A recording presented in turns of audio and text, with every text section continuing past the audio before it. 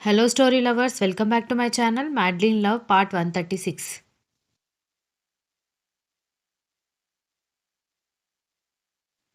అతని పోస్టర్ మీద heart shape నేనే గీశానని చెప్పిన దక్ష మాటలకి అచ్చా అని కర్ణ సాగదీయడంతో దక్ష ఏం చెప్పాలో తెలియక సతమతమవుతూ ఉంటే ముందు నుంచే లవ్ ఉన్నప్పుడు హాస్పిటల్లో ఓవర్ యాక్షన్ చేశావేంటే అనగానే దీక్షిత గతం మర్చిపోయి గతం గుర్తొచ్చినప్పుడు హాస్పిటల్లో జాయిన్ చేసినప్పుడు విరాట్ కర్ణ గురించి చెప్పినప్పుడు తను మాట్లాడిన మాటలు జ్ఞాపకం వచ్చి నాలుగు ఖర్చుకుంది దక్ష.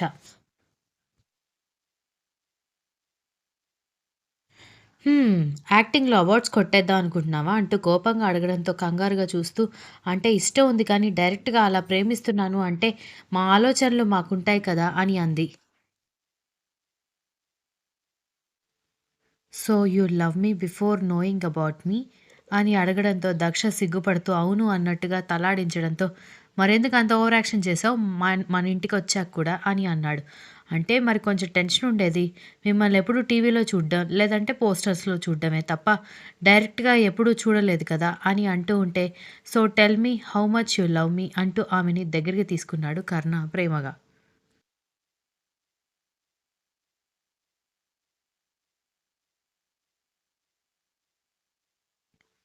కాఫీ తీసుకుని తమ్ముడికివ్వడానికొచ్చిన సంఘవి వాళ్ళని డిస్టర్బ్ చేయకుండా వెనక్కి వెళ్ళిపోతే, "ఏంటమ్మా మీ తమ్ముడికి కాఫీ ఇవ్వకుండానే వచ్చేశావని" ఇందిర అడగడంతో, "అంటే అక్కడ దక్ష కూడా ఉందత్తయ్య" అని చెప్పింది సంఘవి. "ఉంటే ఏమైంది?" అంటూ ఇందిర కప్పు తీసుకొనొచ్చి ఆవిడ కూడా వాళ్ళని క్లోజ్‌గా చూసి వెనక్కి తిరిగి రావడంతో, "ఏమైంది వీళ్ళిద్దరికీ ఏదో చూడకూడంది చూసినట్టుగా వెనక్కి తిరిగొచ్చేస్తున్నారని సౌజన్య కూడా కర్ణ ప్రేమగా దక్షతో ఉండడం చూసి కడుపు మండిపోతుంటే ఈ అక్క చెల్లెలిద్దరూ నక్కని కాదు దానక్క తోక తొక్కినట్టున్నారు.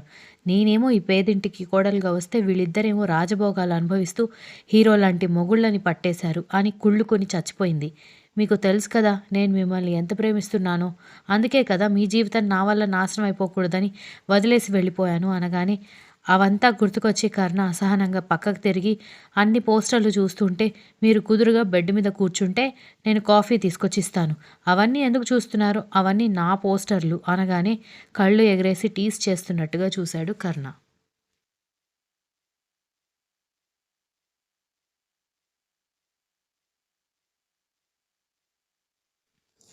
అతను సీరియస్‌గా చూస్తేనే సిగ్గుతో చచ్చిపోయే ఆమె టీజ్ చేస్తున్నట్టుగా చూడ్డంతో సిగ్గుపడుతూ వెనక్కి తిరిగి చూడకుండా ఆ గదిలో నుంచి బయటికి పారిపోయింది. నవీన్ విరాట్‌కి ఫోన్ చేసి దక్ష, కర్ణ ఇంటికొచ్చారని, ఇద్దరూ కలిసిపోయారని చెప్పడంతో "ఏమే మా వాడు, నీ చెల్లెలు కలిసిపోయారంట" అని విరాట్ చెప్పడంతో నిజమా? అని హ్యాపీగా అడిగింది దీక్షిత.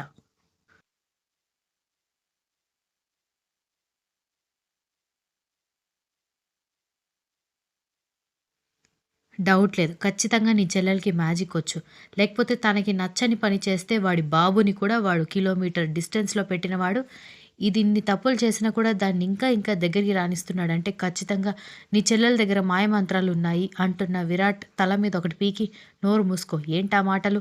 నిజంగా మాకు మాయమంత్రాలుంటే నిన్ను మీ ఫ్రెండ్‌ని పడేయాల్సిన అవసరం లేదు. మా వదినకి బుద్ధి చెప్పి ఇంట్లో కంట్రోల్ అంతా మేమిద్దరం తీసుకునేవాళ్ళం. అది చాతకాకే కదా 20 ఏళ్ళు కష్టపడ్డాం అని అంది దీక్షిత.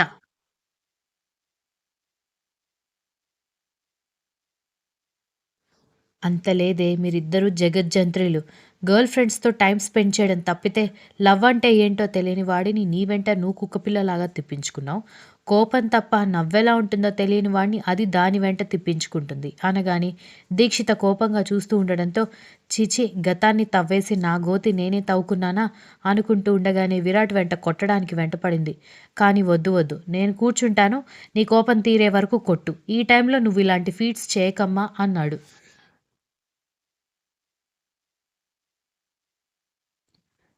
నాకు తెలుసులే నీ గర్ల్ ఫ్రెండ్స్ లిస్ట్ ప్రపంచంలో మగాళ్ళే లేరన్నట్టు నీ చుట్టూ బెల్లం చుట్టూ ఈగలు తిరిగినట్టు తిరిగేవాళ్ళు సిగ్గులేని మొహాలు.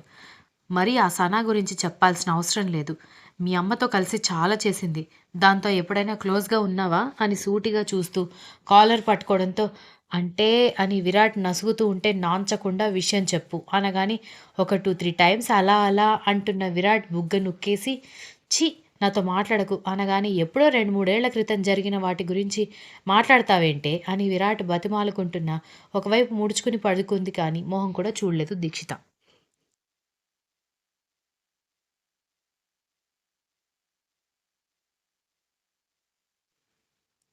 కర్ణ దక్ష తీసుకొచ్చి ఇచ్చిన కాఫీ తాగిన తర్వాత నారాయణ మాట్లాడాలా వద్దా అన్నట్టుగా ఇబ్బంది పడుతుంటే, "మాట్లాడు నాన్న.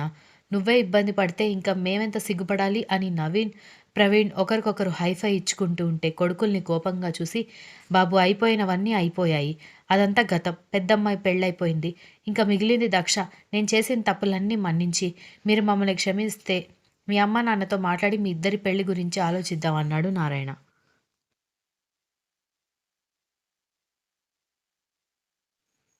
"వాళ్ళొప్పుకోరు" అన్నాడు కర్ణ టక్కున.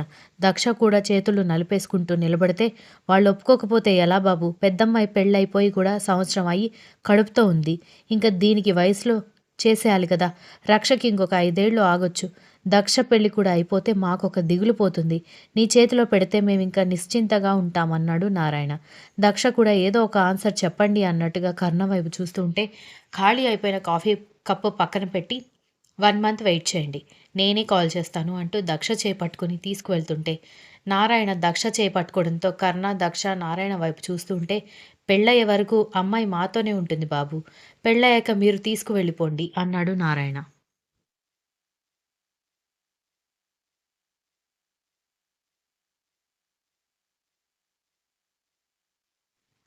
దక్ష తండ్రి మాటలకి ఏం చెప్తాడో అన్నట్టుగా కర్ణ వైపు చూసింది. అతను సమాధానం చెప్పలేదు కానీ ఆమె చేతి మీద అంతకంతకు పట్టు బిగుసుకుంటూ ఉంటే దక్ష కంగారుగా కర్ణ వైపు చూసింది. "ఈ- ఏంట్రా నాన్న ఇలా అడిగారు" అని షాక్ అయ్యి ఒకరినొకరు చూసుకున్నారు ప్రవీణ్, నవీన్.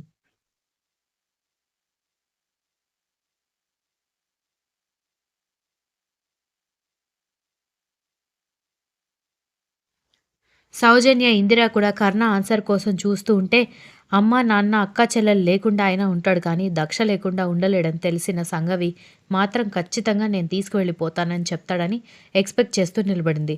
బావగారు అక్క చేతిని ఎంతసేపటికి వదలకపోవడంతో "అర్థం కావట్లేదా నాన్న? పాపం సంవత్సరం ఎడబాటొచ్చింది వాళ్ళకి.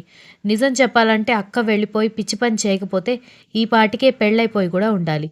1 ఇయర్ గ్యాప్ కదా! కలిసిన మరుక్షణమే నువ్వు అక్కని ఇక్కడే ఉంచేస్తే బావగారు ఏమైపోవాలి" అని అంది రక్ష.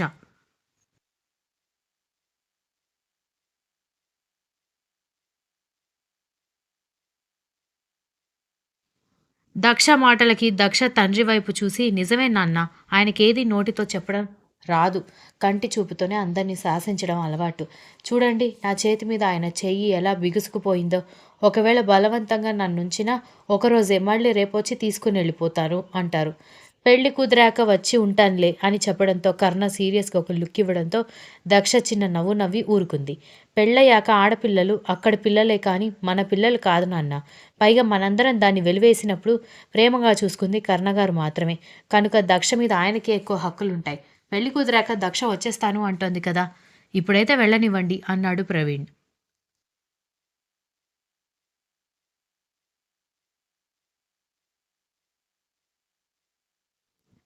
పెళ్లి కాని ఆడపిల్ల పెళ్లికి ముందే అబ్బాయితో కలిసి ఉండడం ఎందుకు అని నా అభిప్రాయం అంటున్న నారాయణ వైపు చూసి, "ఇది మరీ వింతగా ఉందిగా!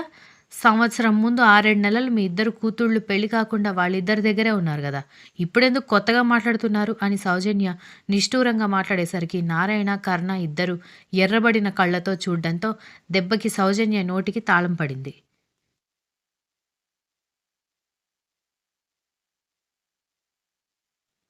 "సరే నాన్న మేం వెళ్ళొస్తాం. అమ్మ ఆరోగ్యం జాగ్రత్త. ఆయనకు కొంచెం కోపం ఎక్కువే కానీ నన్ను చాలా బాగా చూసుకుంటారు. పెళ్లి కుదరగానే పెళ్ళయ్యే వరకు నేను మనింటికొచ్చి ఉంటాను" అని చెప్పడంతో "సరే తల్లి జాగ్రత్త. మళ్ళీ చెప్పపెట్టకుండా వెళ్ళిపోవడానికి మాత్రం ప్రయత్నించొద్దు. సంవత్సరం క్రితం ఉన్నంత శక్తి ఇప్పుడు నీ తల్లిదండ్రులకి లేదని గుర్తుపెట్టుకో" అని చెప్పడంతో "ఇక వెళ్ళనులే నాన్న మీరేం బెంగ పెట్టుకోకండి" అంటూ కర్ణ చేయి పట్టుకుని బయటికి వెళ్ళిపోయింది దక్ష.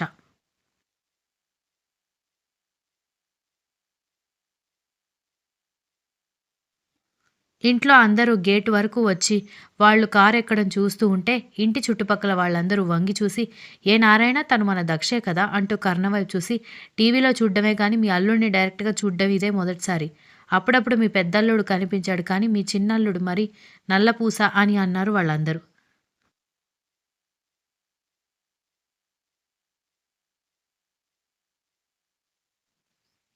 చుట్టుపక్కల ఇంట్లో ఉండే పిల్లలందరూ పరిగెత్తుకొచ్చి సార్ సార్ ఆటోగ్రాఫ్ ఫోటోగ్రాఫ్ అని అడుగుతూ ఉంటే వాళ్ళందరినీ ఎక్కడ కోపడతాడో అని భయం వేసి ఇప్పుడు వద్దులేరా వెళ్ళండి అని దక్ష అంటుంటే అక్క ప్లీజ్ అక్క నువ్వంటే ఎప్పుడు ఆయన పక్కనే ఉంటావు కాబట్టి నీకు నార్మల్గానే ఉండొచ్చు కానీ మాకు ఇలాంటి సెలబ్రిటీస్ కనిపించడం చాలా రేర్ కదా ప్లీజ్ బావగారిని రిక్వెస్ట్ చేసి ఆటోగ్రాఫ్ ఇప్పించకూడదు అన్నారు వాళ్ళు. దాంతో వాళ్ళ దగ్గర ఉన్న పేపర్లు తీసుకొని కర్ణకివ్వడంతో కర్ణ ఒక లుక్ ఇచ్చేసరికి చూడండి కార్‌ని ఎలా జామ్ చేసేసారో మనం త్వరగా వెళ్ళాలంటే త్వరగా ఆటోగ్రాఫ్ చేయాలి అనగానే ఆమె చేతిని నొక్కి పట్టి మరి ఆ పేపర్లు లాక్కొని ఆటోగ్రాఫ్ చేసి దక్ష మొహాన కొట్టడంతో కోపం ఎక్కువ అయ్యగారికి అనుకుంటూ వాళ్ళందరికీ ఆ పేపర్స్ ఇచ్చి నా పెళ్ళప్పుడు మాతో కలిసి ఫోటో దిగొచ్చులే ఇప్పుడు వెళ్ళండ్రా అని చెప్పింది.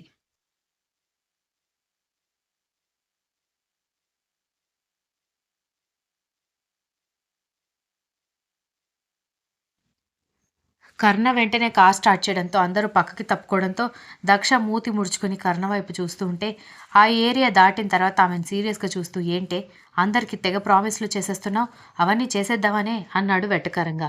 అయ్యో నేను మిమ్మల్ని నమ్మి మాట ఇచ్చానండి అవన్నీ తీరకపోతే బాగోదు అంటూ ఉంటే ఆమె మూతి మీద ఒకటి పీకి మ్యాన్షన్కి తీసుకెళ్ళిపోయాడు.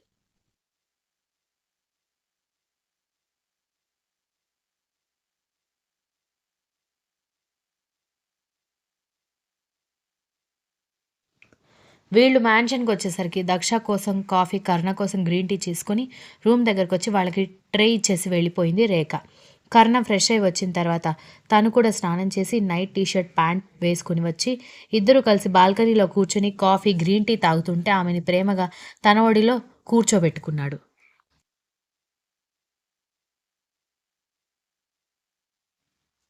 1 మంత్ తర్వాత డెసిషన్ చెప్తానని చెప్పిన అతని మాటలు గుర్తొచ్చి, నిజంగా 1 మంత్ తర్వాత మన పెళ్లి జరిగిపోతుందా? అని అడగడంతో ఆమె వైపు చూసి, ఏం అంత తొందరపడుతున్నావు? ఈ సంవత్సరం ఈ షుగర్ ఎటుపోయిందని వెటకారంగా అడుగుతూ ఆమె చెయ్యి పట్టుకొని కోపంగా అడగడంతో చెయ్యి లాగుతుంది అని అరిచింది. ఛీ! అని ఆమె చెయ్యి వదిలిపెట్టడంతో మూతి ముడుచుకొని అతని వైపు చూస్తూ ఆ సంవత్సరం మొత్తం మీ గురించి ఆలోచిస్తూ నేను బాధపడుతూనే ఉన్నాను అండి. అసలు నా లైఫ్ గురించి గానీ, నా పెళ్లి గురించి గానీ నేను ఆలోచిస్తే కదా! ఈ సంవత్సరం ఈ తొందర ఎటుపోయిందంటే నేను సమాధానం చెప్పడానికి అనగానే ఆమె మాటలకి అతని మనసు కూడా బాధతో మూలుగుతూ ఉంటే జాను చేసిన పనికి దక్ష తీసుకున్న మెంటల్ స్ట్రెస్‌కి ఆమెని దగ్గరికి తీసుకున్నాడు.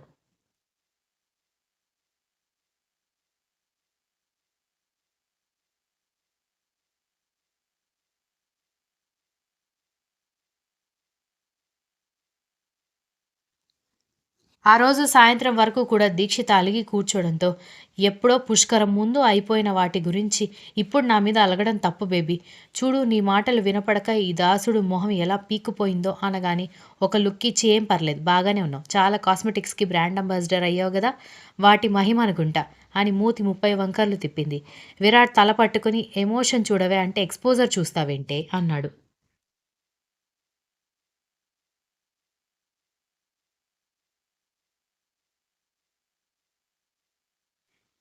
ఛీ! ఛీ! చాలామంది సెకండ్ హ్యాండ్ వాడిని కట్టుకోవాలంటేనే ఏడుస్తారు. నేను ఎన్నో హ్యాండ్ వాడిని కట్టుకున్నానో కూడా తెలీదు అనగానే ఆమె మాటలకి షాక్ అయ్యి కోపంగా చూసి పోనీలే పాప అని రిక్వెస్ట్ చేస్తుంటే ఎక్కువ చేస్తున్నావేంటే? నువ్వొచ్చే వరకు నేనెలా ఉన్నా నీ తర్వాత నేనెవరినైనా కన్నెత్తి చూశానా? అని అడగడంతో దీక్షిత ఏమీ మాట్లాడలేదు. Continuous. If you like the story please like, share, comment and don't forget to subscribe.